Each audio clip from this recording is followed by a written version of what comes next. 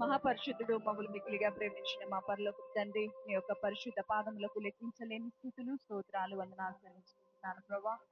గడిచిన నెలంతా మమ్మల్ని ఎంతో క్షేమంగాను సురక్షితంగాను కాపాడి ప్రభా. మరి నాయన జూలై నెలకు మీరు మమ్మల్ని ప్రవేశపెట్టిన విధానాన్ని బట్టి నీకు వందనాలు. మొదటి ఆదివారం ఈ విధంగా నీ సన్నిధిలో చేరి నిన్ను ఆరాధించడానికి ఇచ్చిన కృపను బట్టి ధన్యతను బట్టి నీకు వందనాలు. ఆరాధన అంతటి నీకు ఆశీర్వాదకరంగా జరిగించమని వేడుకుంటున్నాం. పాటల ద్వారా, సాక్ష్యముల ద్వారా, వాక్య పరిచర్య ద్వారా, హెచ్చరికల ద్వారా సమస్త విషయాల్లో మీరు మహిమ పొందమని వేడుకుంటున్నాను ప్రవ్వా. పాటలు పాడే బిడ్డలను మీరు బలపరచండి, వాయిద్యాలు వాయించే బిడ్డలను మీరు బలపరచమని నీ సన్నిధిలో ప్రార్థిస్తున్నాం. నీ ఆత్మాధ్వర్యంలో ఆరాధన అంతటినీ జరిగించండి. ముఖ్యంగా ప్రవ్వా, రావాల్సిన ప్రతి బిడ్డను క్షేమంగాను త్వరితంగా మీరు నడిపించమని వేడుకుంటున్నాను ప్రవ్వా. నీ ఆత్మ కార్యములు నాయన ఈ దినం జరిగించమని వేడుకుంటున్నాం. ఏ ఆత్మకు ఏ వాక్యం అవసరమైంటున్నదో నీకు బాహుగా ఎరిగిన దేవుడు అంటున్నావు కనుక నీ వాక్యము ద్వారా మీరు మా హృదయాలను సరిచేసి మీరు మహిమ పొందమని యేసు నామం పేరట బ్రతిమలాడి వేడుకొంచున్నాం తండ్రి, ఆమేన్. రారాజు వస్తున్నాడు జనులారా, రాజ్యం తెస్తున్నాడు, త్వరపడి వేగమే రండి ప్రియులారా, ప్రభుని చేరగరండి. రారాజు వస్తున్నాడు జనులారా, రాజ్యం తెస్తున్నాడు, త్వరపడి వేగమే రండి ప్రియులారా, ప్రభుని చేరగరండి. వస్తానన్న యేసురాజు రాకమానునా, తెస్తానన్న బహుమానం తేకమానునా. వస్తానన్న యేసురాజు రాకమానునా, తెస్తానన్న బహుమానం తేకమానునా. రాజాజు వస్తున్నాడు జనులారా, రాజ్యం తెస్తున్నాడు, త్వరపడి వేగమే రండి ప్రియులారా, ప్రభుని చేరగరండి. వస్తానన్న యేసురాజు రాకమానునా, తెస్తానన్న బహుమానం తేకమానునా. వస్తానన్న యేసురాజు రాకమానునా, తెస్తానన్న బహుమానం తేకమానునా. రారాజు వస్తున్నాడు జనులారా, రాజ్యం తెస్తున్నాడు, త్వరపడి వేగమే రండి ప్రియులారా, ప్రభుని చేరగరండి. పాపానికి జీతం రెండవ మరణం, అది అగ్నిగుండము అందులో వేదన. పాపానికి జీతం రెండవ మరణం, అది అగ్నిగుండము అందులో వేదన. మహిమకు వేసే మార్గము జీవము, మహిమకు వేసే మార్గము జీవము, అందుకే నమ్ముకో యేసయ్యను, అందుకో నీ పాప పరిహారము. అందుకే నమ్ముకో యేసయ్యను, అందుకో నీ పాప పరిహారము. వస్తానన్న యేసురాజు రాకమానునా, తెస్తానన్న బహుమానం తేకమానునా. వస్తానన్న యేసురాజు రాకమానునా, తెస్తానన్న బహుమానం తేకమానునా. రారాజు వస్తున్నాడు జనులారా, రాజ్యం తెస్తున్నాడు, త్వరపడి వేగమే రండి ప్రియులారా, ప్రభుని చేరగరండి. వస్తానన్న యేసురాజు రాకమానునా, తెస్తానన్న బహుమానం తేకమానునా. వస్తానన్న యేసురాజు రాకమానునా, తెస్తానన్న బహుమానం తేకమానునా. హల్లెలూయా హల్లెలూయా హల్లెలూయా హల్లెలూయా మరి హల్లెలూయా హల్లెలూయా. మరి జగత్ ఉత్పత్తిదారి, చీకట మన్నైనా నా వంక చల్లగా చూడుమయ్యా, చల్లగా చూడుమయ్యా. కుమ్మరి ఓ కుమ్మరి జగత్ ఉత్పత్తిదారి, చీకట మన్నైనా నా వంక చల్లగా చూడుమయ్యా, చల్లగా చూడుమయ్యా. పనికి రాని పాత్రనని పారవేయకుమా, పొంగి పొరలు పాత్రగా నన్ను నింప నింపుమా పనికి రాని పాత్రనని పారవేయకుమా కుంగి పొరలు పాత్రగా నన్ను నింపుమా సువార్తలోని పాత్రలన్నీ యేసుని పొగడుచుండా సాక్ష్యముగా నుండు పాత్రగా చేసి సత్యము నింపుము తండ్రి సత్యము నింపుము తండ్రి కుమ్మరి ఓ కుమ్మరి అవును ప్రియ సహోదరుడా, జగత్ ఉత్పత్తిదారి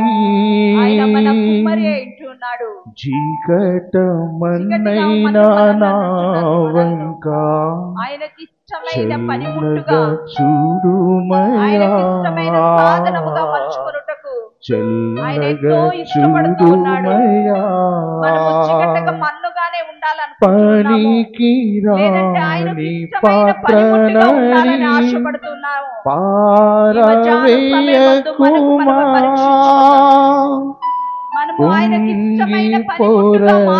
పాత్రగా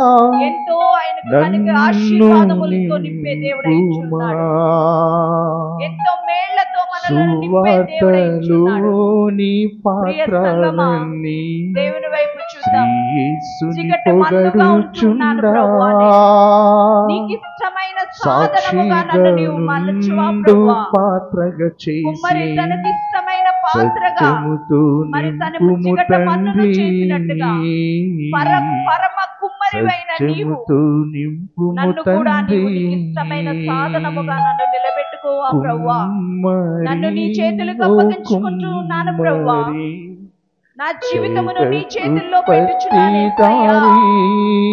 ఇష్టమైన దానిగా మీరు నన్ను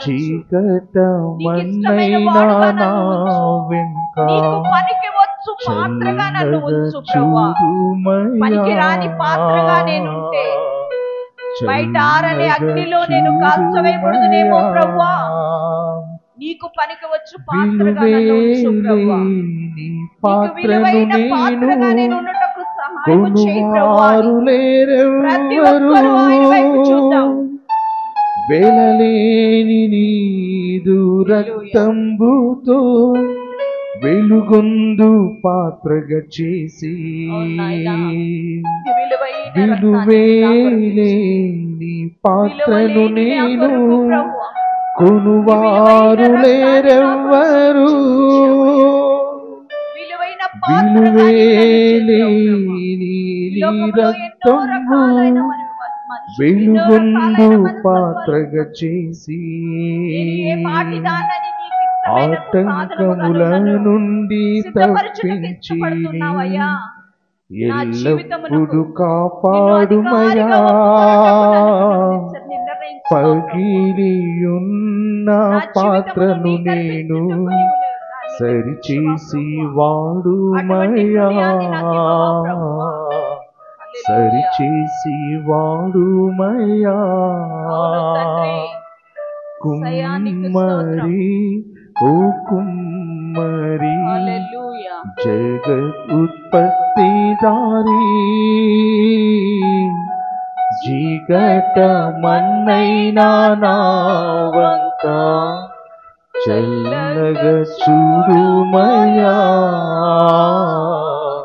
చల్లగా చూడుమయా కుమ్మరి ఓ కుమ్మరి జగత్ ఉత్పత్తిదారి చీకటమన్నైనా నా వంక చల్లగా చూడుమయా చల్లగా చూడుమయా. అవును ప్రియ సహోదరుడా సహోదరి, ఈ మధ్యాహ్న సమయమందు పరమ కుమ్మరి అయిన ఆయనకు నీ జీవితమును అప్పగించుటకు నీవు ఇష్టపడుతున్నావా? ప్రభువా, నీకు పనికొచ్చు పాత్రగా నన్ను నీవు చేయవా ప్రభువాని ఆయన్ని అడుగుటకు నువ్వు ఇష్టపడుతున్నావా? నేను ఎప్పుడో రక్షణ పొందేశానులే, ఇంకా నేను అడగటం ఏంటి అనుకుంటున్నావేమో. నీవు పాత్రగా ఉన్నావు, కానీ అది దేవునికి ఇష్టమైన పాత్రగా ఉన్నదో, పనికి మాలిన పాత్రగా నీ హృదయం ఉంటున్నదో, నీ జీవితం ఉంటున్నదో, ప్రియ సహోదరుడా సహోదరి, ఈ మధ్యాహ్న సమయం ముందు నీవు పరీక్షించుకో. ఆయన వైపు చూడు. ఇప్పటి వరకు కూడా ఇంకా అనేకమైన విషయాలు నీ యొక్క హృదయంలో ఉన్నవేమో, పనికి మాలిన సంగతులు నీలో ఉన్నవేమో. అయితే ఆయన పనికి వచ్చు పాత్రగా మార్చుటకు ఆయన ఇష్టపడుతూ ఉన్నాడు. ఆయన పనికి వచ్చు పాత్రగా నిన్ను సిద్ధపరచుటకు ఆయన సమీపముగా ఉంటూ ఉన్నాడు. ఎందుకంటే ఆయన పరమ కుమ్మరి అయింటూ ఉన్నాడు. ఒక కుమ్మరి తన చేతిలో ఉన్న జిగట మన్నును తనకు ఇష్టమైన పాత్రగా చేయటానికి ఎంత మరి సంతోషంతో ఉత్సాహంతో పని చేస్తాడు. పరమ కుమ్మరి అయిన మన యేసయ్య కూడా మనలను ఆయనకి ఇష్టమైన సాధనముగా, ఇష్టమైన పాత్రగా, ఆయన కొరకు పనికొచ్చు పాత్రగా చేయుటకు ఆయన సిద్ధముగా ఉంటూ ఉన్నాడు. అయితే ఆ యొక్క సిద్ధపాటు కొరకు నీవు సిద్ధముగా ఉంటూ ఉన్నావా? ఆయన ఇచ్చే బహుమానం కొరకు నువ్వు సిద్ధముగా ఉంటూ ఉన్నావా? ఆయన చేతికి నీ జీవితాన్ని అప్పగించుటకు నువ్వు సిద్ధముగా ఉంటూ ఉన్నావా? ప్రియ సహోదరుడా, ఒక్కసారి నీవే పరీక్షించుకోండి. ఎవరికి వారే పరీక్షించుకోనండి. యేసయ్యా, నా జీవితాన్ని నీ చేతుల్లో పెడుతున్నానయ్యా, నన్ను నీవు మార్చయ్యా, నీకు ఇష్టమైన పాత్రగా నన్ను ఉంచు ప్రభువు అని ప్రార్థన చేసుకుందాం. హల్లెలూయా, హల్లెలూయా, హల్లెలూయా, హల్లెలూయా, హల్లెలూయా. అవును తండ్రి, ఆశీర్వాదములతో కలిగిన జీవితముగా నన్ను నింపు ప్రభువా. ఎన్నో నశించిపోతున్న ఆత్మలున్నాయి ప్రభువా, వారికి సువార్తను ప్రకటించు పాత్రగా నన్ను నిలబెట్టయ్యా. లోకములో నిన్ను చూపించు పాత్రగా నన్ను ఉంచయ్యా. అనేకమైన పరిచర్యలు నీ మందిరంలో ఉన్నాయ్యా. ఆ పరిచర్యలో నేను ఒక పాత్రగా ఉండాలి ప్రభువా. నీకు ఇష్టకరమైన పాత్రగా నేను జీవించాలయ్యా. నేను ఒక మట్టి ఘటమునయ్యా. నీవు నన్ను జ్ఞాపకం చేసుకో అయ్యా. నీవు పరమ కుమ్మరివి అయ్యా. యేసయ్యా, నీ వైపే చూస్తున్నామయ్యా. నీవు జ్ఞాపకం చేసుకో. చీకటమన్నైనా నా వంక చల్లగా చూడుమయ్యా, చల్లగా చూడుమయ్యా. ప్రార్థన చేసుకుందాం. మహాపరిశుద్ధుడు, మమ్మల్ని మిక్కిలిగా ప్రేమించిన నా తండ్రి, నీకు స్తోత్రాలు. మరి గడిచిన నెలంతా మమ్మల్ని ఎంతో క్షేమంగా కాపాడారు.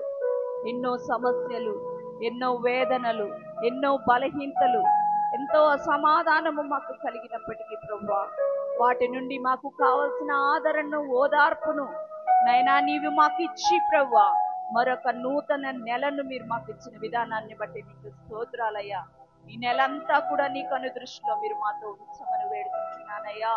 నాయనా, మీరు మమ్మను బలపరచమని నీ సన్నిధిలో ప్రార్థిస్తున్నాం. ఆరాధన ఇంతవరకు నీవు ఆశీర్వాదకరంగా జరిగించావు ప్రభువా. ఇప్పుడు మరి అతి ప్రాముఖ్యమైన అంశంకి వెళ్తున్నామయ్యా. వాక్యము ద్వారా మీరు మాతో మాట్లాడమని వేడుకుంటున్నాను ప్రభువా. వాక్యము ద్వారా మా హృదయాల్ని మీరు సరిచేయమని నీ సన్నిధిలో ప్రార్థిస్తున్నాను ప్రభువా. నాయనా, నీవు పరమ కుమ్మరి వేయించున్నావు కనుక నాయనా నీకు ఇష్టమైన సాధనములుగా మీరు మమ్మను నిలబెట్టమని నీ సన్నిధిలో ప్రార్థిస్తున్నాను ప్రభువా. నాయనా, నీకే మహిమ, ఘనత, ప్రభావమును చెల్లించుకుంటూ ఈ చిన్న స్తుతి ఆరాధన నీకే సమర్పించుకుంటూ యేసు నామం పేరట బ్రతిమలాడి వేడుకొంచున్నాము తండ్రి, ఆమేన్. దయచేసి అందరూ కూర్చున్నాం. బాగున్నారు అందరూ? మరి దేవుడు తన మహాకృపను చొప్పున 2025వ సంవత్సరము 6 నెలలు గడిచిపోయినాయి. 7వ నెలలోనికి దేవుడు మనల్ని అందరినీ సజీవమైన తన రేఖల చాటును భద్రపరిచి మరి 7వ నెలలోనికి ప్రవేశించడానికి దేవుడు ఎంతగానో కృపను చూపాడు. అందుని బట్టి దేవునికి లెక్కలేనని స్తుతులు, స్తోత్రాలు. మరి ఆయన చేసిన ఉపకారములలో దేనిని మరవకుండా దేవుని స్తుతించే వారముగా, దేవుని ఆరాధించే వారముగా, దేవుని గణపరిచే వారముగా మనం ఉండాలి. మరి నేను మీతో మాట్లాడాలనుకున్న ఒక మాట ఏమంటే, మరి యెహోషువ గ్రంథము, యెహోషువ 3వ అధ్యాయము 1 నుంచి 6 వచనాలు చదువుకుందామండి. చదువుతాను, ప్రతి ఒక్కరు స్పష్టంగా చదువుతాను, వినండి. యెహోషువ వేకువన లేచినప్పుడు అతడు ఇశ్రాయేలందరిను షిత్తీము నుండి బయలుదేరి యొర్దానుకు వచ్చి దానిని దాటక మునుపు అక్కడ నిలిచిరి. 3 దినములైన తరువాత నాయకులు పాలెములో తిరుగుచు జనులకు ఇలాగున ఆజ్ఞాపించిరి: మీరు మీ దేవుడైన యెహోవా నిబంధన మందసమును యాజకులైన లేవీలు మోసుకొని పోవుట చూచినప్పుడు మీరున్న స్థలములలో నుండి బయలుదేరి దాని వెంబడి వెళ్ళవలెను. మీకును దానికిని దాదాపు 2000 కొలమూరల ఎడముండవలెను. మీరు వెళ్ళు త్రోవ మీరింతకు ముందుగా వెళ్ళినది కాదు. మీరు దాన్ని గుర్తుపట్టవలెను గనుక ఆ మందసమునకు సమీపముగా మీరు నడవరాదు. మరియు యెహోషువ, రేపు యెహోవా మీ మధ్య అద్భుత కార్యములను చేయును గనుక మిమ్మును మీరు పరిశుద్ధపరచుకొనుడని జనులకు ఆజ్ఞ ఇచ్చెను. మీరు నిబంధన మందసమును ఎత్తుకొని ప్రజల ముందర నడువుడని యాజకులకు అతడు సెలవీయగా వారు నిబంధన మందసమును ఎత్తుకొని ప్రజల ముందర నడిచిరి. చిన్న ప్రార్థన చేసుకున్నామని. మహాపరిశుద్ధుడా, మహాగణుడ, మహోన్నతుడా, సర్వశక్తిమంతుడా, సర్వాధికారి, కృపా కనికరములు గల దేవానికి లెక్కలేనన్ని స్తుతులు స్తోత్రాలు తండ్రి. అయా గడిచిన నాయన 6 నెలలు తండ్రి ప్రభా నీ మహాకృపలో మమ్మల్ని అందరినీ భద్రపరిచి దేవా ఆశ్చర్యకరమైన నీ కృపను మా పట్ల చూపుతూ తండ్రి అనుదినము నీ మేలులతో మమ్మల్ని నింపుతూ తండ్రి ప్రభా ఈ యొక్క జూలై మాసంలోనికి నైనా మమ్మల్ని అందరినీ నడిపించిన విధానమును బట్టి నీకు వందనాలు తండ్రి. ఈ మొదటి పునరుద్ధాన దినము తండ్రి నీ సన్నిధికి రాగలుగుటకు నైనా నువ్వు చూపిన కృపకై నీకు వందనాలు. అయా రావాల్సిన బిడ్డల్ని కూడా నువ్వు నడిపించి నువ్వు మహిమ పొందు తండ్రి ప్రభా. అయా నీ సంఘం ఎదుట నేను కూడా నిలవబడడానికి అయా నువ్వు నా పట్ల నువ్వు చూపిన నీ కృపను బట్టి నీకు వందనాలు తండ్రి. నీ మాటను నేను మాట్లాడుచుండగా దేవా అయా మా జీవితాలలో అద్భుతాలు చేయి దేవుడా, అద్భుతమైన కార్యాలు జరిగించువాడా నాయనా. నీ వైపు మేము చూస్తుండగా తండ్రి నీ సహాయం నాకు దయచేసి అయా నీ మాటను నేను ప్రకటించి నిన్ను మహిమ పరిచే బిడ్డగా ఉండుటకు అయా నీ కృపను నాకు చూపి నువ్వు మహిమ పొందుమని మా ప్రభువును రక్షకుడైన యేసు నామమున అడిగి వేడుకొనుచున్నాం మా పరమ తండ్రి. ఆమేన్, ఆమేన్. మరి ఈ యొక్క యెహోషువ ఈ 3వ అధ్యాయంలోకి వచ్చే ముందు మరి యెహోషువ ఇశ్రాయేలు ప్రజలకు నాయకుడిగా ఉండి ఇశ్రాయేలు ప్రజల్ని నడిపిస్తున్నాడు. ఐగుప్తు నుండి ఇశ్రాయేలు ప్రజల్ని మోషే బయటికి తీసుకొచ్చి నడిపించిన తర్వాత మోషే చనిపోయిన తర్వాత ఇశ్రాయేలు ప్రజలకు యెహోషువ నాయకుడిగా ఉండి వారిని ముందుకు నడిపిస్తున్న క్రమంలో వారు యెరికో అనే ఒక ప్రాంతానికి వెళ్ళాలి, ఒక మహాపట్టణానికి వెళ్ళాలి. దానికి వెళ్ళక ముందే ఆ ముందు అధ్యాయంలో వేగుల వారిని పంపించి ఆ పట్టణం ఎలాగుంది, అక్కడున్న మనుషులు ఏంటి, వాతావరణం ఏంటి, ఇవన్నీ కనుగొని ఇవన్నీ తెలుసుకొని ఒక 2 వ్యక్తులు మాత్రమే మరి చక్కని సాక్ష్యం ఇచ్చారు, దేవుని మహిమపరిచారు, దేవుడిచ్చిన వాగ్దానాన్ని వారు కూడా నమ్మారు. కాబట్టి దాన్ని మనము దేవుడు మన పక్షముగా ఉండగా మనము దాన్ని స్వాధీనపరచుకోగలమని ఆ 2 వ్యక్తులు మాత్రమే నమ్మగలిగారు. మిగిలిన వారందరూ అవిశ్వాసంతో ఉండిపోయి చాలా భయపడుతూ భయాన్ని అందరిలో కలగజేస్తూ దేవుని యొక్క శాపాన్ని పొందుకున్నారు. ఇది జరిగిన తర్వాత వారు ఒక ప్రాంతంలో 3 దినాలు ఉండిపోయారంట. ఉండిపోయిన తర్వాత ఆ యెరికో ప్రాంతానికి వెళ్లే ముందు, ఆ యెరికో ప్రాంతాన్ని జయించే ముందు యెహోషువ ఇశ్రాయేలు ప్రజలతో మాట్లాడుచున్నాడు. ఆ మాటల్లోని నేను మొదటి 6 వచనాలు చదివాను కదా, అందులో 5వ వచనంలో ఉన్న మాటను గురించి మనము మాట్లాడుకుందాము. మరియు యెహోషువ, రేపు యెహోవా మీ మధ్య అద్భుత కార్యములను చెయ్యును గనుక మిమ్మును మీరు పరిశుద్ధపరచుకొనుడని జనులకు ఆజ్ఞ ఇచ్చెను. మరి వారు ఒక ప్రదేశాన్ని, ఒక ప్రాంతాన్ని, ఒక దేశాన్ని వారు చేస్తున్న పనిని బట్టి వారు ముందుకు పోతూ దాని మీద జయం పొందడానికి అక్కడ నిలిచి దేవుని సన్నిధిలో ప్రార్థన చేశారు. 3 దినాలు వారు అక్కడ ఉండి దేవుని వైపు చూస్తూ దేవుని సహాయాన్ని కోరుతూ దేవుని యొక్క ఆలోచనని అడుగుతూ ఆ యొక్క ఆలోచన ప్రకారం నడుస్తున్న క్రమంలో మరి యెహోషువ ప్రజలతో చెప్తున్నాడు. ఏమని అంటే, మరియు యెహోషువ, రేపు యెహోవా మీ మధ్య అద్భుతమైన కార్యములను చెయ్యును. అద్భుతమైన కార్యాలు చేసే దేవుడు మన దేవుడు కనుక మరి గడిచిన 6 నెలలు 2025వ సంవత్సరంలో దేవుడు మనకు ఇచ్చిన వాగ్దానాలను బట్టి గడిచిన 6 నెలలు గడిచిపోయింది. దేవా, నా వాగ్దానం అయితే నువ్వు నాకు మరి ఇస్తానని నాకు వాగ్దానం చేశావు. ఏంటి ఈ అద్భుతం నా జీవితంలో జరగాల్సింది, ఏంటి ఈ అద్భుతాన్ని నేను పొందుకోవాలి అని దేవుని సన్నిధిలో నీవు అడుగుతున్నట్లయితే అద్భుతం అన్నది ప్రతి ఒక్కరికి అద్భుతంగానే ఉంటుంది, అందరికీ ఇష్టమైనదే. మరి నేను రీసెంట్గా డిఎస్సి ఎగ్జామ్స్ అయినాయి కదా, అందరూ టీచర్స్గా క్వాలిఫై అవ్వడానికి ఒక ఎగ్జామ్ పెట్టారు గవర్నమెంట్. మరి అందులో ఒక గవర్నమెంట్ జాబ్ వచ్చిందనుకోండి, అది నీ జీవితంలో అంతమందిలో నువ్వు సెలెక్ట్ అవ్వడం అనేది ఒక అద్భుతం. కనుక అటువంటి అద్భుతాలు నీ జీవితంలో, నా జీవితంలో మనము పొందుకోవాలంటే మొదటగా మనం ఏం చేయాలన్నది ఆలోచించాలి, దేవుని సంద అడగాలి. అద్భుతాలు మన జీవితంలో జరగటం లేదంటే, ఆశ్చర్యమైన కార్యాలు మన జీవితాల్లో జరగకుండా వెనకకి వెళ్ళిపోతున్నాయంటే ఎక్కడ లోటుపాటు ఉంది, ఎక్కడ సరిగా లేదు. ఒక కూర మనం రుచి చూస్తున్నప్పుడు అది చప్పగా ఉంది అంటే దాంట్లో ఏమి లేనట్టు, ఉప్పు లేనట్టు. ఇంకా అసలు రుచికి సరిగా లేదు అంటే అందులో కారము ఇవన్నీ సమపాలలో లేనప్పుడు అది ఎలా రుచిగా ఉండదు. కనుక అలాగే మన జీవితంలో దేవుని వైపు మనం చూడనప్పుడు అద్భుతాలు మన జీవితాలలో పొందుకోలేము. మరి దేవుడు ఒక మాటను మరి మాట్లాడడానికి నాకును సహాయం చేశాడు కనుక మీతో పంచుకోవాలని ఆశపడుతున్నాను. మరి అద్భుతాలు మన జీవితాల్లో జరగాలంటే మనం మొదటగా చేయవలసిన పని ఏమంటే, మిమ్మును మీరు పరిశుద్ధపరచుకొనుడి. పరిశుద్ధపరచుకోవటం అంటే శుభ్రం చేసుకోవటము. ఒక పండగ వస్తుందంటే మరి ఇల్లంతా శుభ్రం చేసుకుంటాము, ప్రతిదీ మూల మూల శుభ్రం చేసి దుమ్మంతా దులిపి మరి అన్నిటిని శుభ్రంగా పెట్టుకున్నప్పుడు, ఎందుకు ఈ పండగలకి ఇలాంటి క్లీనింగ్ ఎందుకు చేస్తాము అంటే మరి అక్కడ ఉన్న డస్ట్ అంతా పోయి మనము ఆరోగ్యంగా ఉండాలని. కొందరు ఒక రకమైన ఆచారంతో చేయవచ్చు, కానీ క్లీనింగ్ ప్రొసీజర్ అన్నది దాని నుంచి మనకు మేలుగా ఉండాలని, అక్కడ ఎటువంటిది మనకు ఇబ్బంది కలుగజేసేది ఉండకూడదని క్లీనింగ్ అన్న ప్రొసీజర్ మనము చేస్తాము. మరి పరిశుద్ధంగా ఉండాలి అంటే మన హృదయం కూడా క్లీన్గా ఉండాలి.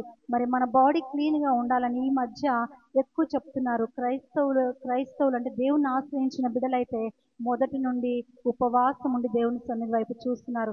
ఒక దినం ఉపవాసం ఉన్నప్పుడు మన బాడీ చాలా క్లీనింగ్ ప్రొసీజర్ అన్నది జరుగుతుంది, వ్యర్థమైన పదార్థాలన్నీ బయటికి వెళ్ళిపోతాయి. ఆ ఒక్క దినం ఉపవాసం ఉండటం వలన వ్యర్థాన్నంతా బయటిని పంపించేస్తున్నాం. మనం ఏమి తినకుండా అలాగే ఉండిపోతాము. కనుక మన శరీరానికి ఏది అనవసరమో, ఏది వ్యర్థమైనదో అది బయటికి వెళ్ళిపోతుంది. కనుక మరి ఆ విధముగా శరీరము శుభ్రం చేసుకోవడానికి, మన ఇంటిని శుభ్రం చేసుకోవడానికి, మన హృదయాన్ని శుభ్రం చేసుకోవడానికి ఇలాగ రకరకాలుగా ఉన్నాయి. కనుక మనల్ని మనము పరిశుద్ధపరచుకోవాలి.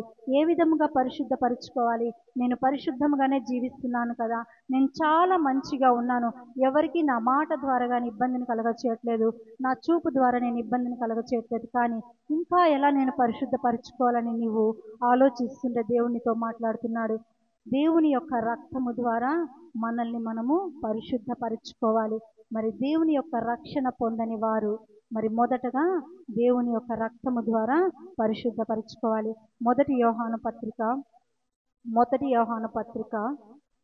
మొదటి అధ్యాయము 9-10 వచనాలు.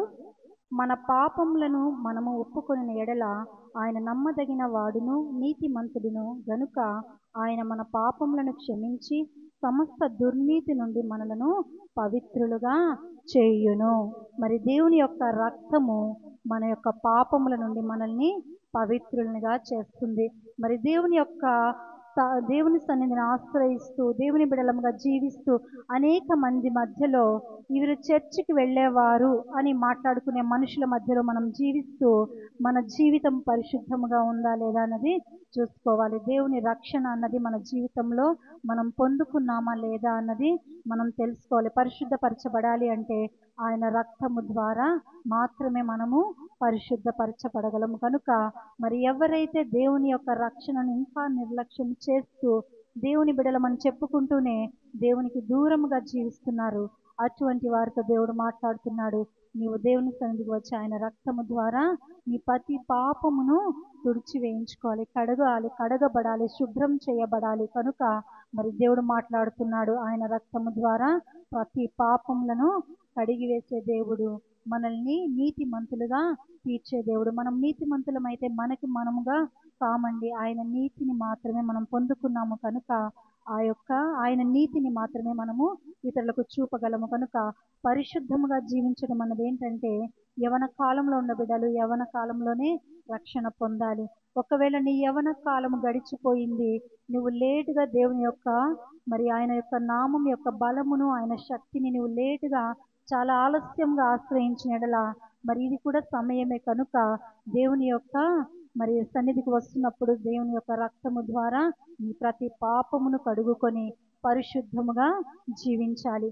అంత మాత్రమే కాదు, రక్షణ పొందిన వారి విషయం ఏంటండి, ఎన్నో ఏండ్లుగా దేవుని సన్నిధికి వస్తూ దేవుణ్ణి ఆరాధిస్తూ బాప్తిసం తీసుకొని ఆయన బలలో మన పాలు పొందులు మనం పొందుకుంటూ మేము ఇంకా ఎలా పరిశుద్ధముగా ఉండాలి అంటే, దేవుడు ఇంకొక మాటను మనతో మాట్లాడుతున్నాడు.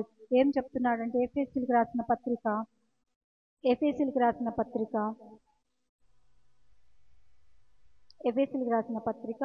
5వ అధ్యాయము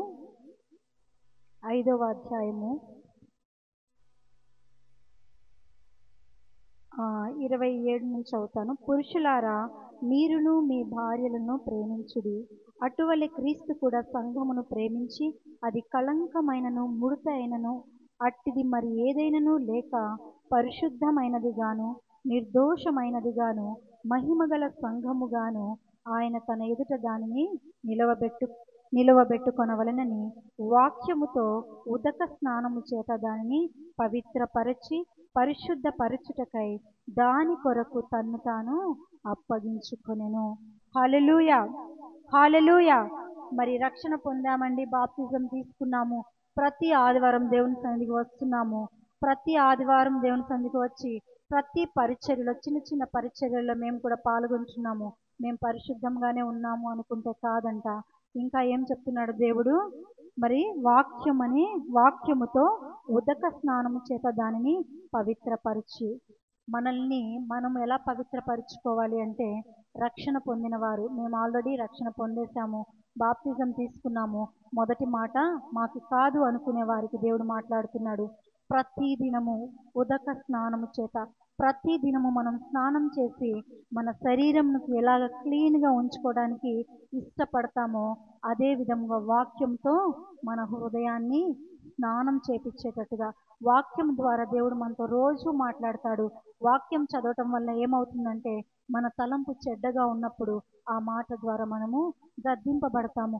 ఒకవేళ దాని యొక్క అర్థం మీకు వివరంగా తెలియనప్పుడు మీరు ఫోన్ చేసి మన అయ్యగారిని అడగొచ్చు. ఆయన ఏ సమయంలోనైనా దాని యొక్క భావమును మనకు తెలియపరచగలరు. ఎందుకంటే నేను చెప్తున్నాను, నేను ఖాళీగా ఉన్నప్పుడు బైబిల్ చదువుతున్నప్పుడు నాకు అక్కడ డౌట్గా ఉందంటే ఫోన్ చేసిన వెంటనే నాకు దాని గురించి వివరంగా చెప్తారు. కనుక అందుకు నేను మీకును చెప్తున్నాను, మీకు సమయం ఉన్నప్పుడు, మీకు ఏ పని లేదు, అప్పుడు ఏ పని చేయటమో అర్థం కావట్లేదు, ఏం చేయాలో తోచటం లేదు, ఖాళీగా కూర్చున్నారు, అలా పక్కన కూర్చొని బయటికి వెళ్ళి ఇంటి ముందు కూర్చుంటే ఇంకొకరు వచ్చి కూర్చుంటారు, వ్యర్థమైన మాటలు అక్కడ మొదలవుతాయి. కనుక దేవుని వాక్యాన్ని మనం ధ్యానించినట్లయితే, ఆ సమయాన్ని దేవుని వాక్యాన్ని మనం చదువుతున్నప్పుడు ఆ వాక్యం ద్వారా దేవుడు మనతో మాట్లాడతాడు. ప్రతి దినము రక్షణ పొందాము, బాప్తిజం తీసుకున్నాము, మేము పరిశుద్ధులమే అనుకుంటున్నప్పుడు దేవుడు మనతో మాట్లాడుతున్నాడు. అనుదినము ఆయన వాక్యము ద్వారా ఉదక స్నానము చేత మనము పవిత్రపరుచుకునే వారముగా ఉండాలని దేవుడు మాట్లాడుతున్నాడు. కనుక మనం జ్ఞాపకం చేసుకోవాలి, అయ్యా నేను నీతి మంతురాలుగా ఉన్నాను, నేను పరిశుద్ధముగా ఉన్నాను, నా అంతటి పరిశుద్ధమైన వారు, మంచి వారు ఎవ్వరూ లేరని నీకు నీవు సర్టిఫికెట్ ఇచ్చుకోవద్దు, దేవుని సన్నిధిలో అడుగు. దేవుడు మనతో మాట్లాడుతున్నాడు.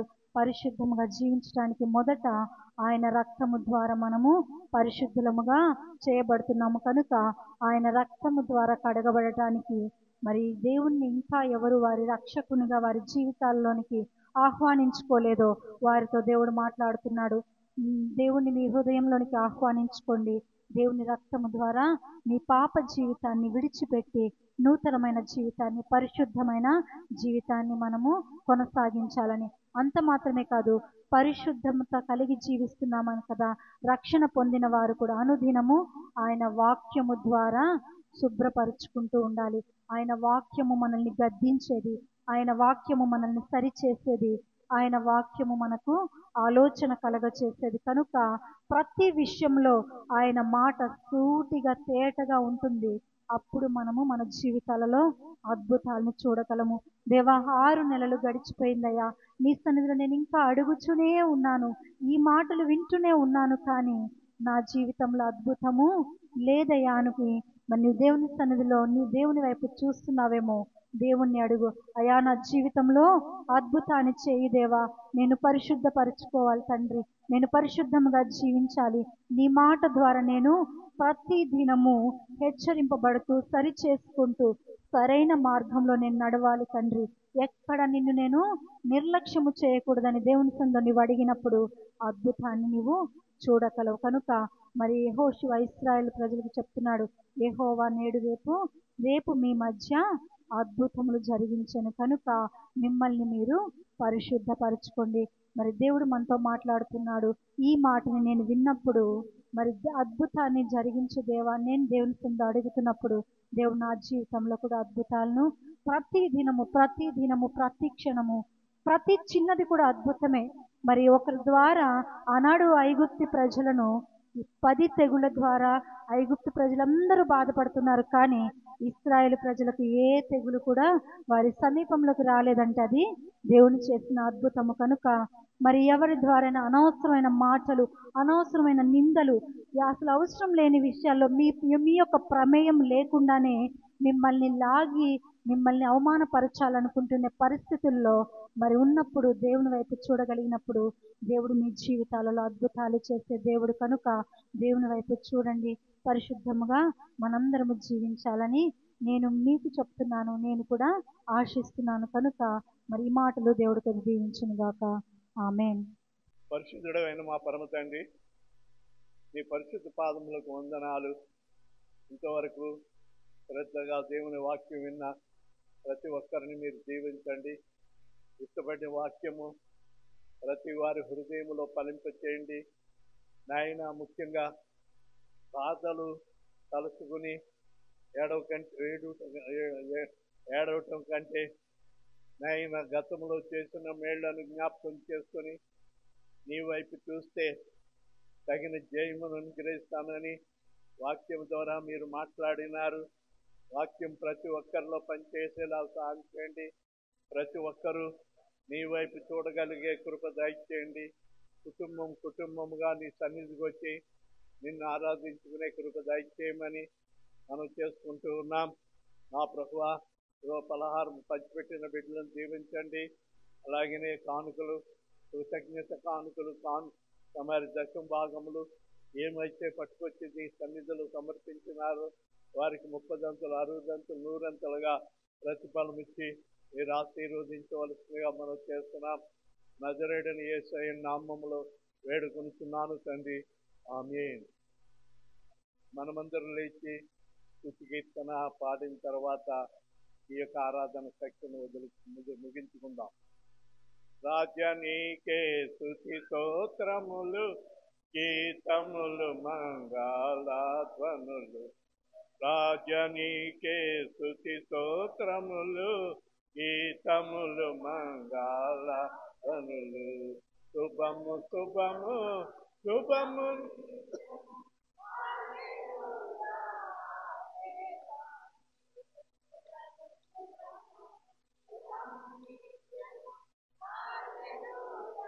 ఆమేన్ ఆమేన్. స్తోత్రించుము నిన్ను తండ్రి, సత్యముతో ఆత్మతో నేర్పు.